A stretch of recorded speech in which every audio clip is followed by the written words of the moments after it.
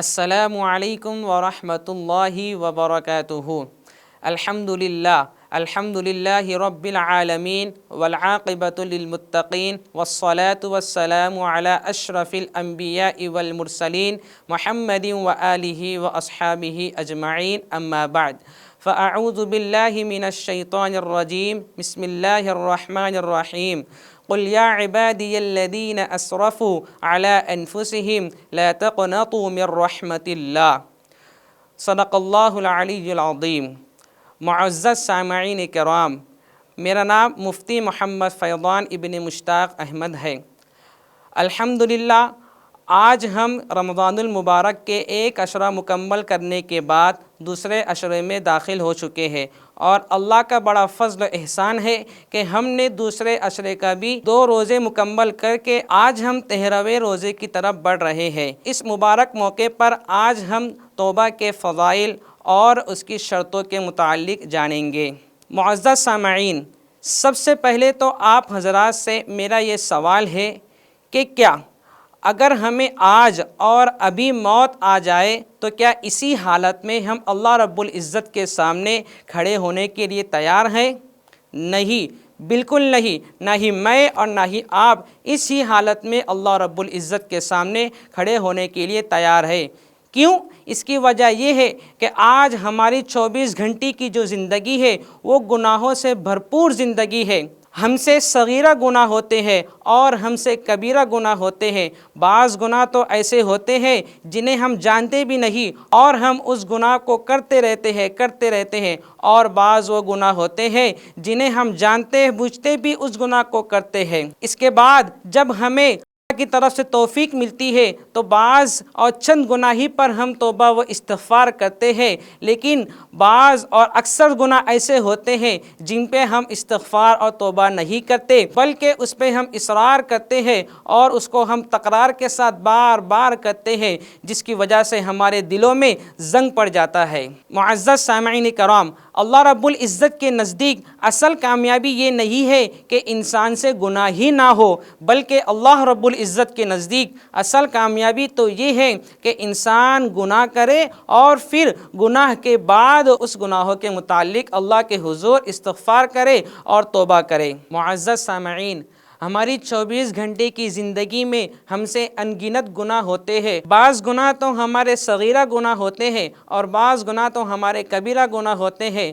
بعض گناہوں کو ہم تو انجانے میں کر دیتے ہیں، لیکن بعض گناہوں کو چاہتے ہوئے بھی اسے کرتے رہتے ہیں۔ بعض گناہوں سے تو ہم توبہ کر لیتے ہیں، لیکن اکثر و بیشتر ایسے گناہ ہوتے ہیں جن سے ہم توبہ نہیں کرتے اور ہم اس توبہ پر اصرار کرتے رہتے ہیں، اور وہ ہمارے دلوں میں زنگ کے مانند گناہوں کا کالا پن ہمارے دلوں پر بیٹھ جاتا ہے۔ معزز سامعین، انسان تو گناہوں کا پتلا ہے ہی، کیونکہ اگر انسان گناہ نہ کرے تو پھر وہ انسان نہیں رہتا، بلکہ وہ فرشتہ اور انبیاءوں کی لسٹ میں آ جاتا ہے۔ بلکہ انسان سے گناہ ہوتے ہیں اور انسان اس گناہ پر ندامت کے ساتھ، شرمندگی کے ساتھ توبہ بھی کرتا ہے۔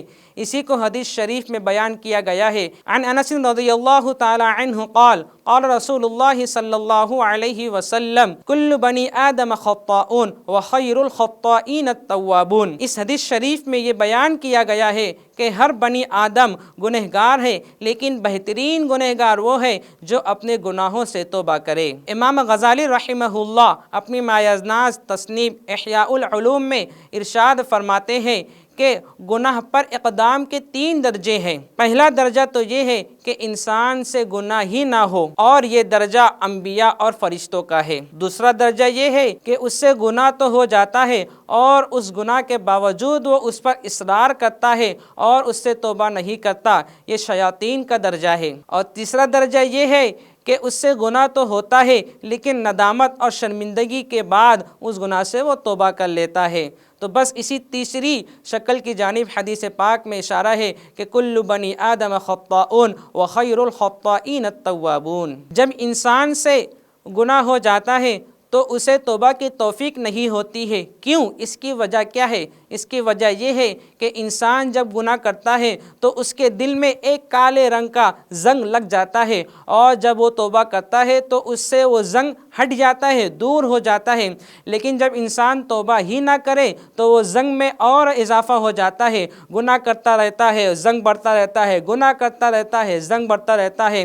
آخرکار اس کی زندگی ایسی ہو جاتی ہے کہ اس کا پورا کی پورا دل زنگ آلود ہو جاتا ہے، عبادت میں اس کا جی نہیں لگتا، تلاوت میں اس کا جی نہیں لگتا، نمازوں میں اس کا جی نہیں لگتا۔ اور جب اس پر کوئی مصیبت آتی ہے تو پھر وہ اللہ کی طرف رجوع کرتا ہے تو اسے یہ شرمندگی محسوس ہوتی ہے کہ میں کتنا گنہگار ہوں، میں نے ان گنت گناہوں کا ارتکاب کیا ہے، میں نے دن میں گناہ کیا، میں نے رات میں گناہ کیا، میں نے کھلم کھلا گناہ کیا، میں نے سب سے چھپ کر کٹ کر گناہ کیا۔ یہ صرف اور صرف شیطانی وساوس ہے اور شیطان کا دھوکہ ہے، کیونکہ شیطان نہیں چاہتا کہ بندہ توبہ کر کے واپس اللہ کی طرف رجوع کرے۔ شیطان انسان کو دھوکے میں ڈالتا ہے کہ تو نے اتنا گناہ کیا ہے، تو نے دن میں گناہ کیا ہے، تو نے رات میں گناہ کیا ہے، تو نے کھلم کھلا گناہ کیا ہے، تو نے سب سے چھپ کر کٹ کر گناہ کیا ہے، تو کہ تیری کوئی توبہ قبول ہوں گی؟ میرے بھائیو، یہ شیطان کا دھوکہ ہے اور اس کی طرف سے وساوس ہے، کیونکہ وہ یہ نہیں چاہتا کہ بندہ اللہ سے توبہ کرے اور اللہ کا محبوب بن جائے۔ معزز سامعین، اسی پس منظر کے تحت اللہ رب العزت نے قرآن میں ارشاد فرمایا ہے، اعوذ باللہ من الشیطان الرجیم، قل یا عبادی الذین اسرفوا علی انفسہم لا تقنطوا من رحمت اللہ، کہ اے نبی پاک صلی اللہ علیہ وسلم، آپ میرے ان بندوں سے کہہ دیجئے جنہوں نے اپنے جانوں پر ظلم کیا ہے کہ وہ اللہ کی رحمت سے نا امید نہ ہو۔ اللہ نے قرآن میں لا تقنطوا من رحمت اللہ کے الفاظ سے ہمیں یہ اشارہ کر دیا ہے کہ کوئی بھی انسان کتنا ہی گناہ گار کیوں نہ ہو، چاہے اس نے پوری زندگی گناہ کیا ہو، صرف آخری لمحے میں اگر وہ اللہ سے رجوع کر لیتا ہے تو اللہ رب العزت اس کی توبہ کو قبول فرما لیتے ہیں۔ بخاری شریف کی روایت ہے کہ ایک زانیہ عورت جس نے اپنی زندگی میں صرف زنا ہی کر کر کے، بدکاریاں کر کے پیسوں کو جمع کیا اور اس نے اپنی زندگی میں کوئی نیک کام نہیں کیا، لیکن ایک وقت تو ایسا آیا کہ اس کی بھی توبہ قبول ہو گئی اور اس کی بھی مغفرت ہو گئی۔ وہ وقت تو کیا تھا؟ وہ وقت تو یہ تھا کہ وہ کسی کنویں کے پاس جا کر بیٹھی ہوئی تھی کہ اس کنویں کے پاس ایک کتا آیا اور وہ کتا کنویں کے ارد گرد چکر لگانے لگا، گویا کہ وہ پیاس سے تڑپ رہا ہے اور بزبان حال کہہ رہا ہے کہ مجھ کو پانی پلاؤ، مجھ کو پانی پلاؤ۔ اس زانیہ پر اس کو ترس آیا اور اس زانیہ نے اپنے پاؤں سے موزہ نکالا اور اس موزے کے ذریعے کنویں سے پانی نکال کر اس کتے کو پلایا۔ اللہ رب العزت کو اس کی یہ ادا اتنی پسند آئی کہ اس کے زندگی بھر کی بدکاریاں، اس کی زندگی بھر کی زناکاریاں کو برطرف رکھتے ہوئے اسے معاف کر دیا اور اسے مغفرت فرما دی۔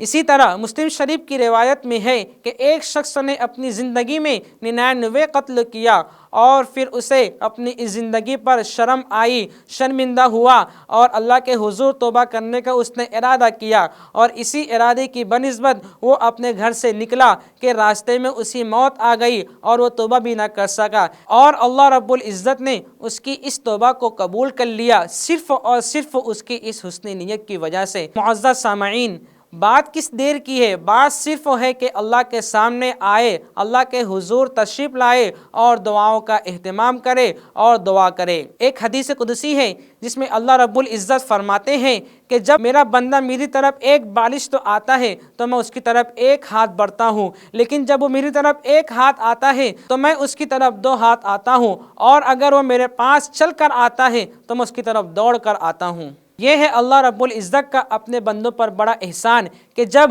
بندہ اللہ رب العزت کی طرف چل کر آتا ہے تو اللہ رب العزت اس کی طرف دوڑ کر آتے ہیں۔ معزز سامعین کرام، اب آئیے ہم یہ جاننے کی کوشش کرتے ہیں کہ توبہ ہم کس طرح کریں۔